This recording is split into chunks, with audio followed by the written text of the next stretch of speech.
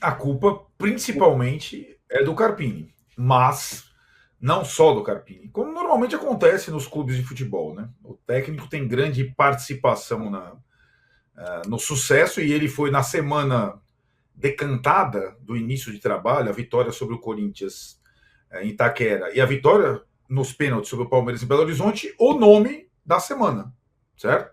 Ao carpinismo, etc. e tal. Então, se o técnico é responsável principal pelo sucesso, também é responsável principal pela semana seguinte de insucesso. Vou pegar uma palavra mais suave. Não é fracasso, não é nada disso, mas acho, Marília, fundamentalmente, teve um erro estratégico muito grande cometido pelo Carpini, mas também pela direção, que eu entendo ter se envolvido um pouco demais no carnaval. No começo aqui, antes da gente entrar no ar, o Rodrigo Matos e a Mili estavam falando sobre o carnaval, quem foi visto não sei aonde. Acho que a diretoria de São Paulo se envolveu demais no carnaval, né? A escola de samba, uma das escolas da torcida de São Paulo, uma foi rebaixada, a Independente, outra foi vice-campeão a Dragões. Mas estou falando isso porque o sábado de carnaval do jogo da Ponte Preta em Campinas, a primeira derrota do Carpini representou um erro estratégico gigantesco na temporada do São Paulo até agora. Quando ele escalou o time principal, perdeu o jogo e perdeu muitos jogadores machucados, já tinha alguns machucados e a partir dali não conseguiu mais vencer. Então eu acho que talvez com menos respaldo do que no início do trabalho, ele teve um erro estratégico que custou as duas últimas partidas. Que, com problemas diferentes, né? A partida do Santos tem muita polêmica de arbitragem, a partida do Bragantino o time tomou um empate na última bola, mas o fato é que esse campeonato que tem uma fórmula bizarra de disputa, ele não deixa de ter sua emoção. E como no grupo do São Paulo todo mundo pontua, o São Paulo hoje está fora da zona de classificação, embora tenha um jogo a menos. Agora, para o Carpini, teve essa semana da pausa um recorte inicial do seu trabalho. A gente está conhecendo o Carpini agora, suas virtudes, seus defeitos, suas limitações. E ele tem esse primeiro grande desafio depois da semana maravilhosa: classificar o time para o mata-mata do estadual. Acho que classificar o time não vai ser assim tão difícil, mas classificar o time em primeiro da chave já considero uma tarefa praticamente impossível. E aí ele vai ter problemas daqui para frente. Pois é, eu concordo na parte do erro estratégico. O jogo da Ponte Preta, ele macula o que acontece a partir dali. Não é o lugar da primeira lesão. A lesão do Lucas acontece até antes, mas eu concordo que aquilo...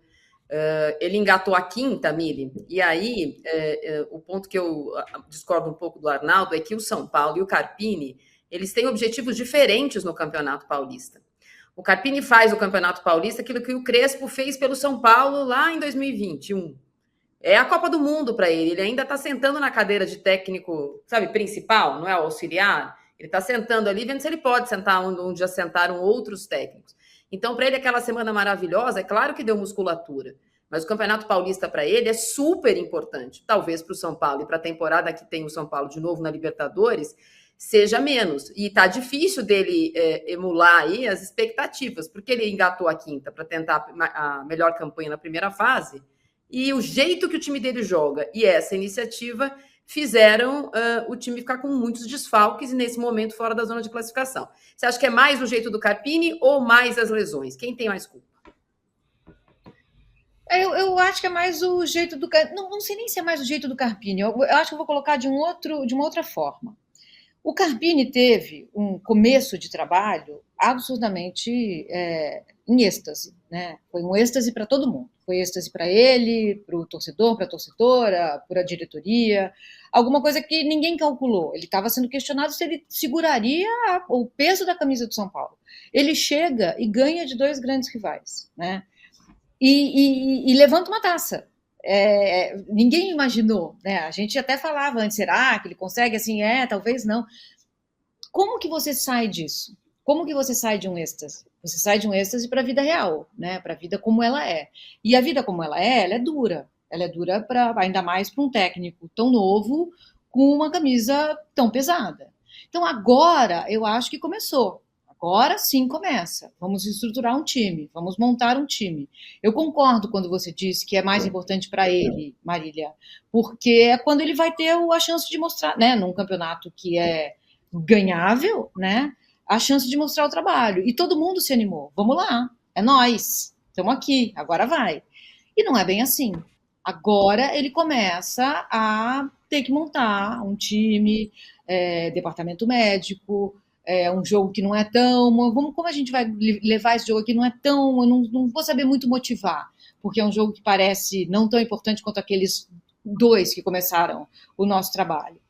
Então, acho que ele vai ter que colocar a cabeça no lugar, entender que o que aconteceu no começo foi fora da curva, foi bom, foi maravilhoso, tem lá uma taça armazenada, ninguém tira, mas agora é deixar para trás isso e começar a montar um time. E não é fácil, né? Não é fácil, não é um elenco como o do Flamengo, por exemplo, então ele vai ter que descobrir quem é esse time, quem são esses relacionamentos, como tirar o melhor daqui, com essa pressão maluca que é você treinar um time do tamanho de São Paulo.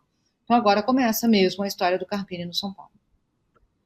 Eu vou colocar a classificação do Campeonato Paulista só para ilustrar aí para quem está fora do estado de São Paulo, isso que eu falei sobre o São Paulo neste momento com um jogo a menos. Jogo a menos esse, porque o São Paulo disputou a final da Supercopa e por isso ficou faltando a partida contra a Inter de Limeira no Grupo A. O Santos tem 19 pontos e hoje jogaria as quartas de final contra a Portuguesa, que é a segunda do grupo. Ituano e Santo André fecham o Grupo A. No Grupo B... Portuguesa que pode se classificar e pode cair, né, Marília? Aquele negócio, né? Pode se classificar e pode cair.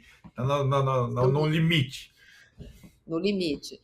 Porque o rebaixamento no Campeonato Paulista é via classificação geral, mas a classificação para a próxima fase é via dentro do grupo, onde você não joga com seus amiguinhos.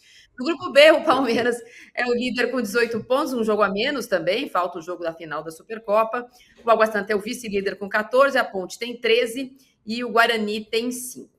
No Grupo C, o Bragantino é o líder com 15, o Mirassol o vice-líder com 14, a Inter de Limeira tem 13 e o Corinthians tem 10. E no Grupo D, o Novo Horizontino é o líder, e aí o Novo Horizontino que tem campanha surpreendente, né? O time do Eduardo Batista estreou no campeonato empatando com o Palmeiras na estreia, venceu o Corinthians na Neoquímica Arena, venceu o Santos na Vila, e agora pode pegar o São Paulo nas quartas de final, eventualmente na sua própria casa. O São Bernardo, que venceu ontem, é o vice-líder, o São Paulo é o terceiro e o Botafogo é o quarto. Eu vou pegar a ponte aérea para falar com o Rodrigo Matos, porque agora há pouco a Mili falou sobre o Flamengo. O São Paulo não tem o elenco do Flamengo. E o Flamengo ontem, com o Marcos Braz presente, apresentou o Vinha.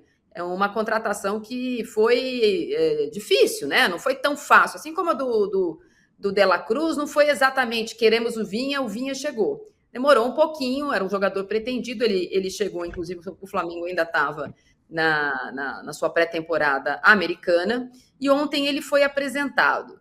E alguns assuntos parecem não serem bem digeridos por diretores, porque o Vinha foi exposto ali por diretores e por outras influencers, etc. e tal. Porque o Vinha ontem, ia falar Marrinha, mas eu vou falar Rodrigo. Não, ele pode foi falar exposto, Marrinha, imagina, não tem problema com a ele foi exposto a uma frase, e eu discordo muito, né? Que ele disse ao deixar o Palmeiras, não sei quantos mil anos atrás, deixando as portas abertas na seleção do Uruguai, indo embora para fora do Brasil, deixando as portas abertas, que no Brasil ele jogaria só no Palmeiras. E aí ele está na coletiva de apresentação dele no Flamengo, corta.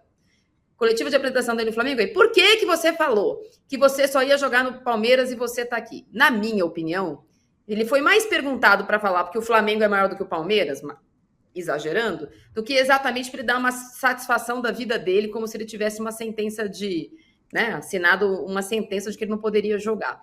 E a presença dele no Flamengo mesmo repercutiu menos. Mas, para quem faz Flamengo, para quem espera a estreia dele, ele vai ser titular absoluto ou é que nem o De La Cruz, um jogo sim, um jogo não? Boa noite, Marília, boa noite, Mili, boa noite, Arnaldo. Primeiro, só fazer uma observação sobre o São Paulo, ele estaria na zona de classificação se fosse qualquer um dos outros grupos, né? Só nesse grupo que ele não está, né? Então, na verdade, assim, e tem um jogo a menos e tal, acho que tem que relativizar um pouco a crise, entre aspas, assim. É porque o Mas Arnaldo é exagerado. eu sei, exatamente. É uma pessoa sanguínea, né? Então, mas é isso que a gente gosta Visceral. dele, né? Exatamente. Mas aí, voltando aqui ao Flamengo, foi uma contratação difícil, muito desejada, digamos assim, muito batalhada, porque o Tite quer um jogador, um lateral esquerdo, que seja um lateral esquerdo construtor, como dizem os modernos, né? Digamos assim. Que pegue a pá e comece ali, levante o muro, enfim. Ele quer que o Vinha seja um jogador, em vez qual é a característica do Ayrton Lucas, que é o atual titular, que é um cara de arranque, chega na linha de fundo e está, inclusive, jogando do jeito que o Tite quer, mais recuado e deixando os outros avançarem, né?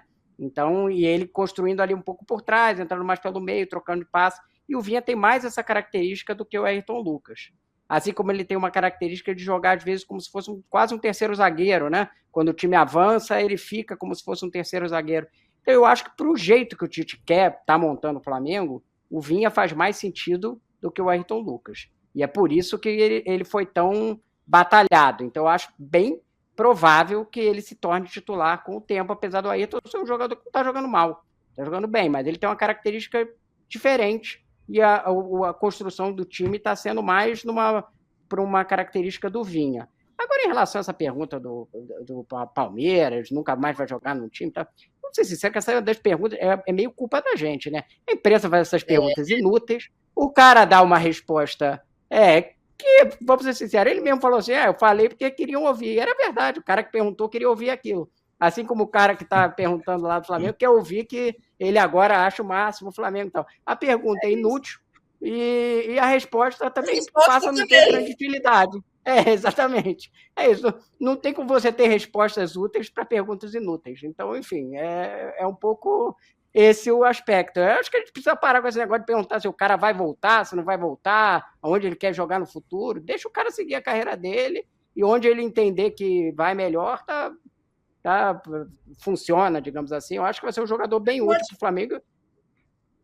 Que é muito. Eu brinquei, eu falei que eu estava fazendo. Mais cedo eu falei que eu estava brincando de fazer um cosplay do querido Alberto Diniz, porque, assim, é uma modernidade essa. É uma pergunta de imprensa segmentada para uma resposta de público segmentado. Quem fez a pergunta à época foi um canal segmentado do Palmeiras. E agora seria para uma resposta só para convertido. Ah, não, o Flamengo é maior que o Palmeiras. Eu não tinha pensado na possibilidade na minha vida de chegar ao Flamengo. De fato, tem esse lugar, editoria fã-clube. Aí eu acho que tem Sendo esse lugar. Sendo justo, a imprensa não segmentada também fazia essas perguntas inúteis, Marília. Não, que esse caso... Vários, vinha aquela, caiu a ficha e tal, tinha um monte de clichê de pergunta que acaba gerando sempre as mesmas respostas. Sei lá, eu acho que é o caso disso aí.